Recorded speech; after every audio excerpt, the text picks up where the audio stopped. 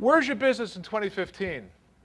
I like asking that question. Chances are the products or services you have today are not the ones you're going to have in the next even 5 years. Chances are there are new markets, new customers.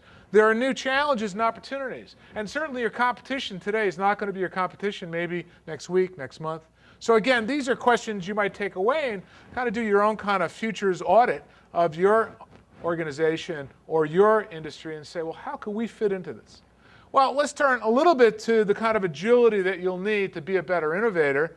Clearly the notion of globalization, clearly understanding we're stepping into a hyper-competitive environment where non-traditional competitors are going to be coming after us with all kinds of different attack strategies. Maybe they're going to give away the product that we sell today for free so they can go ahead and offer another value proposition. Well, we don't know exactly what they are, and we can't dip into all of it, but certainly we can say, in terms of my forecast for next finance futures, I would say that global transparency, particularly with cross-border organizations today. It may be today, and I'm involved with 10 different industries with clients, and they'll have alternative energy products that I have one client that's deploying a small platform hydrogen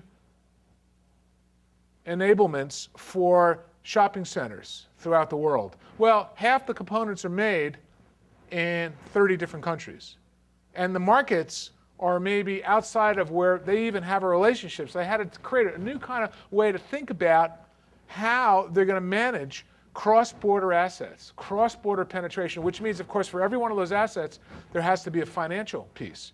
Well, how do they bring all that together in a world of hyper-competition, where collaboration is critical to their success? So that's where I think part of the next finance futures is going to go. The other part of that is business intelligence. Being able to understand markets, stakeholders, the ecosystem you have today, the ecosystem you want tomorrow. How are you going to manage that business intelligence? Real-time business intelligence that's critical to be able to make decisions so you know where to put your investments. And ultimately, smarter risk management. It's not just about finance and competitive advantage. It's in a post-Sarbanes-Oxley environment in the US, but worldwide. In a world where every stock market will be linked, where in the world of all capital markets and different asset classes are going to be layered and leveraged, are you going to be ready for an entirely new landscape of risk management? So let me break down some of the emerging areas that I think are interesting and emerging for you and maybe important for you. And one of them certainly is what's next for energy. Let me just say a few things about energy. Certainly, world temperatures are rising.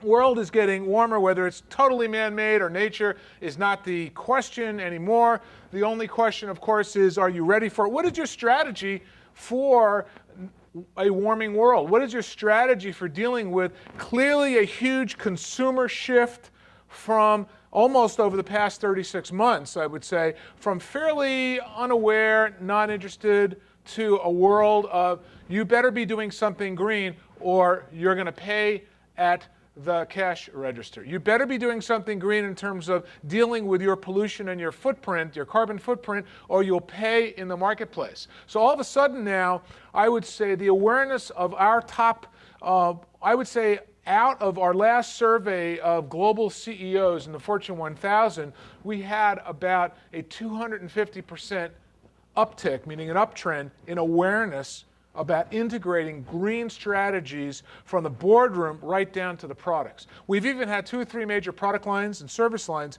that were stopped to bake green in. So again, this is going to become a very important piece of this. Now, the emerging green markets are broken up into a couple different areas. Certainly, clean tech, you're looking at about $1.5 billion of investments in clean tech from the venture side today. I forecast that market's somewhere about $500 billion. There is technologies like geoengineering the environment, which is a fairly sophisticated multi-billion-dollar operation to clean up or prepare for warmings and floodings in certain areas in terms of huge infrastructure build, to the issues of people better managing controls. But this is the areas: monitoring, access, and analysis, certainly in terms of prevention and sustaining and cleanup. These are different parts of it. Now, the interesting technology parts of it, and we did a report on this past year, is there may be new combinations of technologies to create new kinds of effectiveness. For instance, in the alternative energy area, we're looking at applying nanotechnology for better batteries and storing hydrogen, for instance, or the use of solar voltaics tied to space arrays to be able to collect energy and then beam it to where you need it on the planet. And there's other kinds of what used to be called kind of crazy alternative energy ideas that now are becoming, in a world of $80 a barrel oil and maybe 100 tomorrow, all of a sudden new opportunities are emerging for businesses that never existed before. Clean tech is part of it, but quite frankly, you're going to see green baked in across about 30 different industries. This is an example of a model for a hydrogen airplane. There's actually investments being placed into interesting applications. And again, I come out of Silicon Valley, so I'm a believer that there's some kid in a garage in Malaysia, in Toledo, in Santiago, who's working on a breakthrough right now that will transform the marketplace. Why? Because there's a marketplace there that's waiting. So my energy map, I do a number of these future maps, is really based on a combination of solar, hydrogen, biofuels. Let me put it in perspective. We don't have enough energy to keep pace with GDP and growth worldwide by 2030. There's just not enough energy in the ground or any kind of alternative energy. And it's not going to be an alternative more than 10 to 15%. So there needs to be radical technological innovations that occur over the next decade that will increase our ability to maintain global growth. And believe me, certain places like China, where if China does not maintain 7% plus GDP, they will have social upheavals and breakdowns. If Europe does not maintain at least 1.5 to 2% GDP, they will have major breakdowns in terms of social welfare. There's more people, on the dole in Italy than there are in the workforce, to give you an idea where things are going. Okay, so let me move on. Ultimately, it's an energy challenge world. This is not, by the way, I forecast that consumers, when they start feeling the pain and the lights go off and we start to ration, in California alone, we're having to ration water over the next 24 months. That's something we're kind of used to in a cycle of every 3 or 4 years in California, we have to all of a sudden become aware.